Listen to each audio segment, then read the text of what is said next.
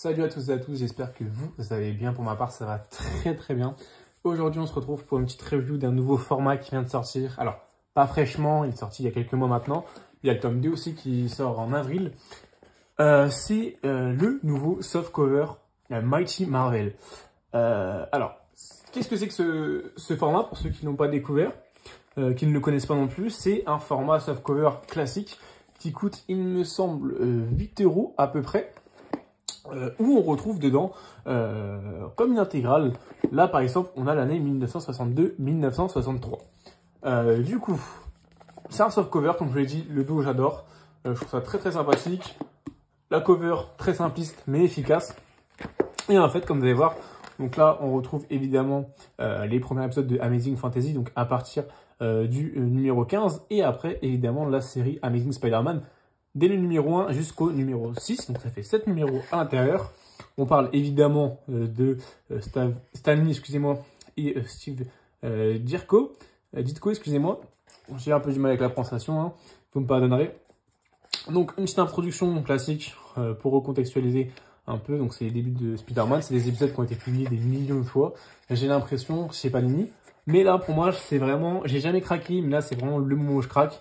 On a la cover et hop, on a directement le récit dans un format. Alors, c'est pas un format de luxe. Je pensais que c'était un format comme les Marvel Next Gen. En fait, c'est les petits formats en fait. Mais non, là pour vous montrer par rapport à un omnibus qui a un format de luxe, voilà, c'est ça. Donc en fait, c'est un format qui n'est juste pas de luxe. C'est un format classique, un comics classique normal. Donc c'est pas petit du tout. Honnêtement, je trouve ça très lisible, c'est très sympathique. Le papier, c'est pas du papier journal, c'est pas en plus du papier évidemment de luxe ou d'omnibus, mais c'est un bon papier. Pour 8 €, je trouve que ça fait vraiment le taf. On doit avoir peut-être 200 pages, je pense, dedans. Je trouve ça très sympa, ou un peu moins de 200 pages.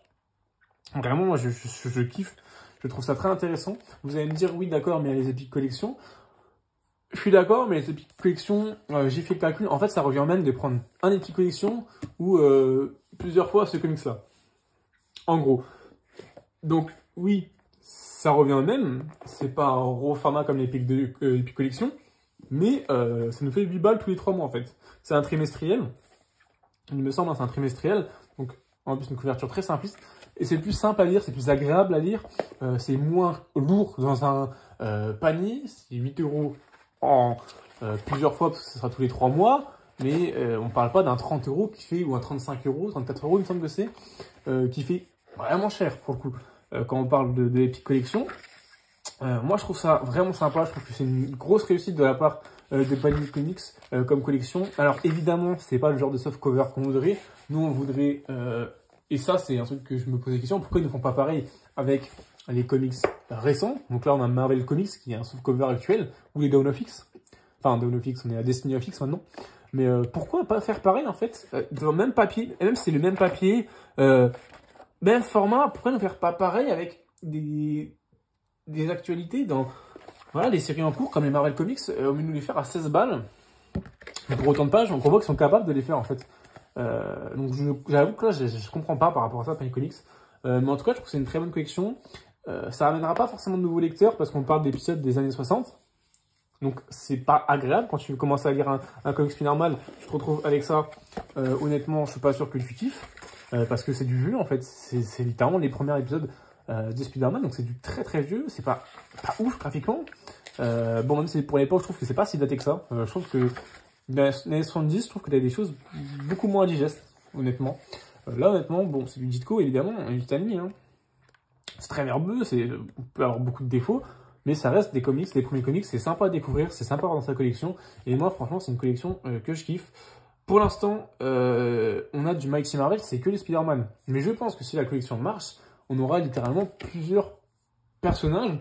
Alors je trouve que ça va faire vraiment, c'est même plus du doublon, c'est du triplé là, avec Epic Collection, Marvel Intégrale et Mighty Marvel. On va avoir 3 collections qui publient exactement les mêmes choses. Alors je comprends pas pour le coup, j'avoue que il y a une des 3 qui va falloir s'arrêter, parce que là ça va faire beaucoup trop en fait. Je trouve, même si là on parle d'une collection à bas prix, du coup c'est un autre public qui est visé, je le sais, mais déjà que les Epic Collection et Marvel Integral, je trouve que ça se marche dessus, et je pense que dans tous les cas les Marvel Integral vont se perdre quand les Epic Collection seront beaucoup plus avancées dans la publication. et où il y aura beaucoup plus de choix. Mais honnêtement, là, je trouve que ça fait encore une fois trop, parce qu'on parle encore des mêmes formats, enfin des mêmes récits du moins, dans un format très différent, parce que là, on parle de format moins cher.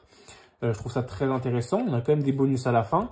On a l'histoire de l'univers Marvel, voilà, à la fin, où on voit vraiment le début, le tout début de la naissance de Marvel. Une preview du prochain titre, comme un bon softcover en fait, c'est ça que j'ai vraiment aimé. Donc dans le prochain, on a l'année 63-64 qui sort, voilà. Donc j'avais pas la date, c'est le 5 avril. Moi honnêtement, je suis fan de ce format. Honnêtement, moi j'ai toujours eu peur des délires de l'ancien. Avant les années 90, j'ai peur parce que vraiment je trouve que graphiquement c'est pas sympa. C'est cher, hein, c'est un coût en fait. Pour les Batman, ça m'a pas dérangé parce qu'on parle des années 88 ou 87, je crois. Donc c'est en parlant des années 90. Mais quand on parle des années 60-70, moi s'ils me font ce format-là pour tous les personnages, j'achèterai ce format-là pour tous les personnages. Parce que honnêtement, c'est un régal. Je trouve que c'est un régal. J'aime vraiment ce format. C'est une grosse réussite. Je le dis tout le temps, quand Panini fait de la merde, je dis ce format-là, j'aime pas, ce récit-là, c'est nul, la traduction, elle est pas bonne. Donc là, la traduction, je pense pas qu'elle est retravaillée, honnêtement. Mais bon, en fait, vu que c'est d'époque, est-ce que ça enlèverait pas un charme si on retraduit tout? Voilà, c'est une question qui se pose. En tout cas, la colorisation, je pense qu'elle a été refaite, parce que c'est pas celle d'époque, c'est sûr. Après, est-ce qu'elle a été refaite pour ce format-là, ou est-ce qu'elle a été refaite pour des épiques, ou pour les intégrales, je sais pas, je saurais pas vous dire. Mais en tout cas, c'est très sympa, donc quand ils font des bonnes choses, Panini Comics, je pense qu'il faut le dire. Alors oui, c'est pas forcément ce qu'on attendait dans ce genre de format. Quand on a vu l'annonce, on s'est dit, bon, on est peut-être que ça va être du récent, et qu'ils nous faire les Spider-Man qui sont en train de sortir actuellement. Je sais plus c'est qui actuellement, c'est pas Spencer. Bonne question, je me rappelle même plus c'est qui pour vous dire. Je sais que c'est Romita qui le dessine, c'est tout ce que je sais. Peut-être que c'était ça, mais non, en fait, non, c'est littéralement juste un format qui parle de récits d'époque. Donc, ce qui est intéressant de savoir, c'est que d'une, ils peuvent nous faire ça pour beaucoup de personnages, ce que je trouve très bon. Je sais pas si beaucoup l'ont acheté, n'hésitez pas à me dire dans les commentaires si vous l'avez acheté, si vous avez craqué pour ce format-là, parce que moi, vraiment, je trouve que c'est un régal. Je trouve que c'est vraiment super sympa. J'avais un peu peur jusqu'à ce que je le reçoive. Je l'ai reçu, j'ai feuilleté, j'ai dit ok, j'adore. J'adore littéralement. Après, si vous n'avez pas ce qu'il y a à l'intérieur, bon, moi ça c'est différent, hein. C'est des goûts et des couleurs, c'est pas d'époque. Enfin, c'est d'époque, bon, ça c'est autre chose, mais en tout cas, pour ce qui est du format, rien à dire. Les récits à l'intérieur, pour moi c'est du classique, je pense que c'est un truc qu'il faut lire au moins une fois. C'est les premiers épisodes de Spider-Man. Je pense que les premiers épisodes, pour tous les personnages, c'est un truc à lire au moins une fois. C'est sympathique. Donc là, ils ont l'air d'être lancés aussi pour le Spider-Man, parce qu'on a aussi vu la cover de troisième, qui a été publié par le CM de Panini, où on voit Daredevil jaune dessus. Donc ils ont l'air d'être partis sur du Spider-Man. Est-ce qu'ils vont faire que du Spider-Man? Je sais pas. Peut-être qu'ils vont nous faire 5-10 tomes de Spider-Man, après ils vont passer à autre chose. Mais en tout cas, même s'ils le mettent en mensuel, moi franchement, j'achèterai tout en fait, parce que je kiffe franchement ce format-là. C'est un régal. Je ferai des retours lecture, je pense, sur les vieux récits, même si évidemment bah, c'est vieux, hein, mais je ferai des retours pour voir mon avis. Je pense que c'est quand même intéressant. Je trouve que moi je suis vraiment néophyte. Enfin, je suis plus tant néophyte que ça, mais je suis pas du tout. J'ai pas lu ces épisodes d'époque. Hein. Peu de personnes, je pense, les ont lus. Parce qu'on parle des années 62. Là, j'ai vexé sûrement des personnes qui l'ont déjà eu. Mais non, voilà, c'est vraiment un récit d'époque. Donc, c'est avec du recul, 50 ans plus tard, 60 ans plus tard même. Oui, littéralement 60 ans plus tard. Donc voilà, je trouve que c'est intéressant. Et un gros GG vraiment à Panini pour ce format, j'aime vraiment.